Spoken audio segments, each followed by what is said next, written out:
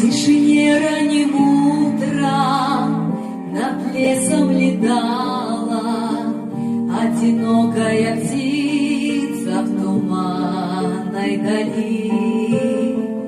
И о чем-то страдая, тоскливо кричала, призывая к полету